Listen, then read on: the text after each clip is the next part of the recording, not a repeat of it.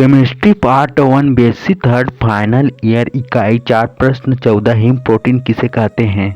उत्तर him एक धातु porphyrin संकुल है जो कि विभिन्न प्रोटीन अणुओं के साथ संलग्न रहता है। इस प्रकार हिम अणु युक्त प्रोटीन को हिम प्रोटीन कहते हैं। मुख्य हिम प्रोटीनों के उदाहरण: 1 हीमोग्लोबिन, 2 मायोग्लोबिन, 3 साइटोक्रोम, 4 एंजाइम जैसे कैटालेज व पेरोक्सीडेज।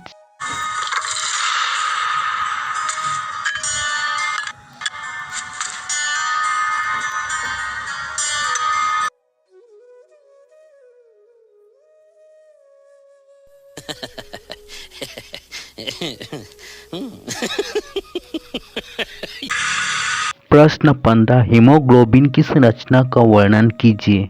उत्तर धातु पोरफायरिन्स। हीमोग्लोबिन एक संयुग्मित प्रोटीन है जिसका अणुभार लगभग 64,500 होता है। यह लाल रक्त कणिकाओं में लाल वर्णक के रूप में पाया जाता है। यह क्रोमोप्रोटीन होता है। इसमें ग्लोबिन तथा हिम दो पदार्थ पाए जाते हैं। हिम धातु पोरफायरिन है जबकि ग्लोबिन एक प्रोटीन है। हीमोग्लोबिन में 4 हिम समूह पाए जाते हैं। Him plus globin haemoglobin. संरचना: हिम का अणुसूत्र C34 H32 N4 O4 F ही है। इसमें 2 प्रोपायल कार्बोक्सिलिक तथा 2 एथिनिल समूह होते हैं। इसके चारों पायरोल चक्र एक दूसरे से मिथाइल CH डबल बॉन्ड समूह से जुड़े रहते हैं। चारों पायरोल चक्र एक मेथिल समूह रखते हैं। चक्र के मध्य भाग में आयरन होता है। जब हिम में आयरन +2 ऑक्सीकरण अवस्था में होता है तो इसे हिम या प्रोटीन हिम कहते हैं। आयरन के +3 ऑक्सीकरण अवस्था में होने पर इस पर एक धनावेश आ जाता है। इस समय इसे फेरिक प्रोटोपोरफायरिन या हिमिन कहते हैं। ग्लोबिन प्रोटीन में 4 पॉलीपेप्टाइड श्रृंखलाएं होती हैं। इसमें अल्फा तथा बीटा श्रृंखलाएं होती हैं। ये श्रृंखलाएं सहसंयोजी बंधों से नहीं जुड़ती हैं। अल्फा श्रृंखला में 141 तथा बीटा श्रृंखला में 146 अमीनो अम्ल होते हैं। सभी चारों श्रृंखलाओं में हिस्टिडाइन इकाई होती है। प्रत्येक हिस्टिडाइन इकाई एक इमाइडेजोल चक्र होता है। प्रत्येक हीमोग्लोबिन अणु में 4 हिम समूह एक ग्लोबिन की सतह पर जुड़े होते हैं। हिम के अणु का आयरन उपसंयोजन बंध द्वारा इमाइडेजोल के N से जुड़ा हुआ रहता है। प्रत्येक हिम अणु का प्रोटोपोरफायरिन भाग ग्लोबिन प्रोटीन से दोनों प्रोपायल कार्बोक्सिलिक समूह से संघनन द्वारा जुड़ जाता है। Hey, y'all, come look at this.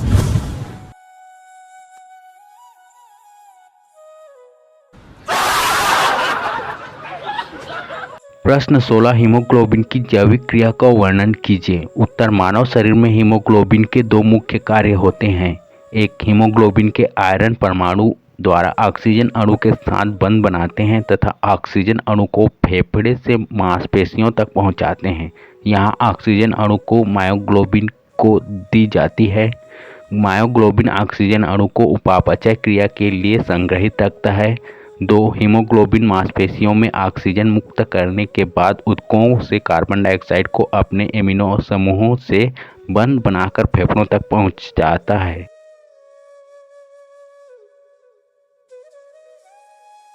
तो चलिए शुरू करते हैं। ऑक्सीजन का परिवहन: हीमोग्लोबिन ऑक्सीजन वाहक का कार्य करता है। हीमोग्लोबिन द्वारा ऑक्सीजन वाहक की क्रिया उत्क्रमणीय होती है। हीमोग्लोबिन के ऑक्सीजनकृत रूप को ऑक्सी हीमोग्लोबिन तथा ऑक्सीजन रहित रूप को डीऑक्सी हीमोग्लोबिन कहते हैं। ऑक्सीजन के स्थानांतरण में हीमोग्लोबिन में आयरन की +2 ऑक्सीकरण अवस्था ही पाई जाती है। ऑक्सी हीमोग्लोबिन में Fe2 निम्न चक्रण अवस्था में होता है तथा प्रतिचुंबकीय होता है। इस प्रकार यह सही आकार में होता है जिससे वह पोरफायरिन चक्र के केंद्र के छिद्र में आसानी से समा जाता है। डीऑक्सी हीमोग्लोबिन में Fe2+ उच्च चक्रण अवस्था में पाया जाता है तथा अनुचंबकीय होता है जिससे उसका आकार अधिक होता है। उच्च चक्रण Fe2+ का आकार निम्न चक्रण Fe2+ की तुलना में 28% अधिक होता है। अतः डीऑक्सी हीमोग्लोबिन पोरफायरिन चक्र के केंद्र में नहीं आता है। क्या बोला तूने? इस प्रकार ऑक्सीजन की उपस्थिति में Fe2+ के इलेक्ट्रॉनिक व्यवस्था में परिवर्तन होता है तथा संकुल का आकार भी विकृत हो जाता है। इसके साथ ही ग्लोब्यूलर प्रोटीन की उपस्थिति भी आवश्यक है क्योंकि यह Fe2+ का Fe3+ में ऑक्सीकरण नहीं होने देता है। ऑक्सी हीमोग्लोबिन से ऑक्सीजन अणु मुक्त होने की क्रिया H2O द्वारा प्रतिस्थापित होने से होती है। इसके बाद हीमोग्लोबिन का प्रोटीन भाग H+ अवशोषित कर लेता है। यह अप्रत्यक्ष रूप से ऊतकों से कार्बन डाइऑक्साइड दूर करने में सहायक होता है। वास्तव में कार्बन डाइऑक्साइड घुलनशील HCO3- तथा H+ में परिवर्तित हो जाता है। रक्त HCO3- आयन तथा हीमोग्लोबिन H+ को दूर हटा देते हैं। रक्त शिराओं द्वारा हृदय को चला जाता है। यहाँ से यह फेफड़ों में भेजा जाता है।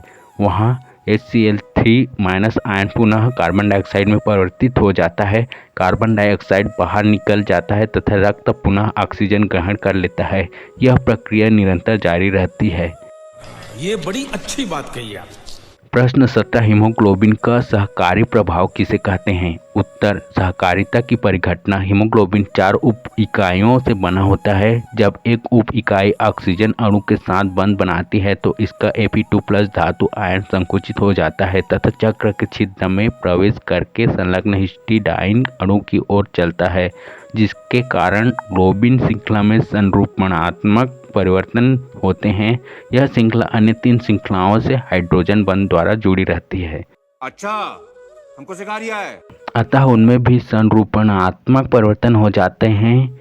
इससे शेष 3 इकाइयों में ऑक्सीजन के प्रति आकर्षण क्षमता में वृद्धि हो जाती है। इस घटना को सहकारी प्रभाव को ऑपरेटिव इफेक्ट कहते हैं। फेफड़ों पर ऑक्सीजन का अधिक दाब होता है, अतः अधिक से अधिक ऑक्सीजन हिम समूहों से संयुक्त हो जाती है। कोशिकाओं में ऑक्सीजन का दाब कम होता है। यहाँ हीमोग्लोबिन से ऑक्सीजन मुक्त होती है। जैसे ही एक हिम इकाई ऑक्सीजन मुक्त करती है, अन्य हिम इकाई अधिक आसानी से ऑक्सीजन मुक्त करती है। मायोग्लोबिन केवल एक हिम इकाई रखता है, अतः यह सभी ऑक्सीजन को कोशिकाओं में ग्रहण कर लेता है। यही नहीं, अभी और सुनिए। प्रश्न 18 हीमोग्लोबिन द्वारा कार्बन डाइऑक्साइड के स्थानांतरण को समझाइए। उत्तर मांसपेशियों में उपापचयन के दौरान ग्लूकोज टूटकर ऊर्जा उत्पन्न करता है, जिसका अंतिम उत्पाद कार्बन डाइऑक्साइड होता है। इस प्रकार मांसपेशियों में अत्यधिक कार्बन डाइऑक्साइड उत्पन्न हो जाती है। यह कार्बन डाइऑक्साइड ऊतकों से मुक्त होकर विलेय HCO3- आयन बनाती है।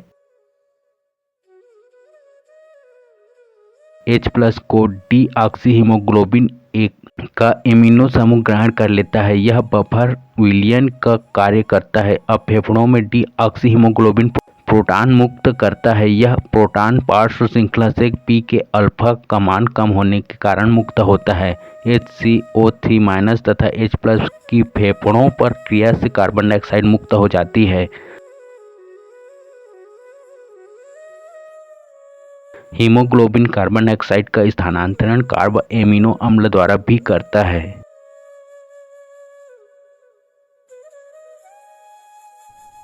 अरे कहना क्या चाहते हो? प्रश्न 19 नाइट्रोजन स्थिरीकरण को समझाइए। व मायोग्लोबिन पर संक्षिप्त टिप्पणी लिखिए।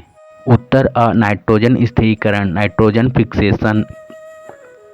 व मायोग्लोबिन भी हीमोग्लोबिन के समान एक वर्णक पिगमेंट है। यह भी हिम तथा ग्लोबिन द्वारा निर्मित होता है। यह अल्फा हेलिकल एक नाप के प्रोटीन है।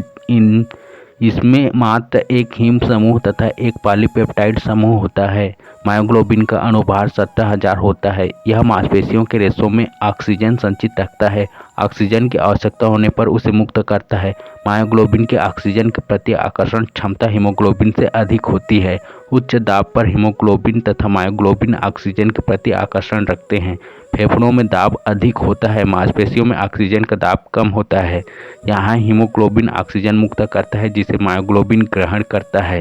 हीमोग्लोबिन पीएच परिवर्तन के प्रति संवेदनशील है, जबकि मायोग्लोबिन नहीं है। मांसपेशियों में कार्बन डाइऑक्साइड के कारण पीएच मान कम होता है। इससे हीमोग्लोबिन सुगमता से ऑक्सीजन मुक्त कर देता है, जिसे मायोग्लोबिन ग्रहण कर लेता है। जोर जोर से बोल के लोगों को स्कीमें बता दे। रासायनिक गुण केमिकल प्रॉपर्टीज। एक अम्ल तथा क्षार की क्रिया। अम्ल तथा क्षार इसमें उपस्थित हिम तथा ग्लोबिन को पृथक कर देते हैं। दो ऑक्सीजन से क्रिया हीमोग्लोबिन मायोग्लोबिन की हेमी में उपस्थित आयरन आयन ऑक्सीजन के साथ उपसंयोजक बंध बनाते हैं। 3 कार्बन मोनोऑक्साइड से क्रिया हीमोग्लोबिन तथा मायोग्लोबिन कार्बन मोनोऑक्साइड के साथ क्रिया कर कार्बोक्सी हेमी संकुल बनाता है।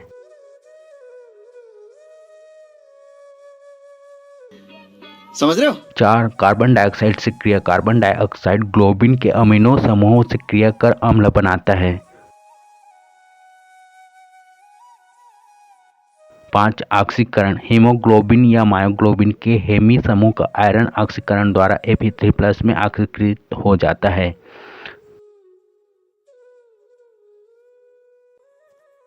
संरचना स्ट्रक्चर मायोग्लोबिन हीमोग्लोबिन के समान एक वर्णक है।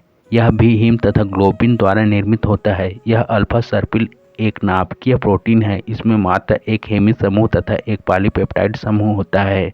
मायोग्लोबिन का अणुभार लगभग 17,000 होता है, जबकि हीमोग्लोबिन का लगभग 64,500 होता है। ऑक्सीकरण में हीमोग्लोबिन या मायोग्लोबिन के हेमी समूह का आयन +2 अवस्था से ऑक्सीकरण द्वारा Fe+3 में ऑक्सीकृत हो जाता है। मायोग्लोबिन मांसपेशियों के रेशों में ऑक्सीजन संचित रखता है। ऑक्सीजन की आवश्यकता होने पर उसे मुक्त करता है।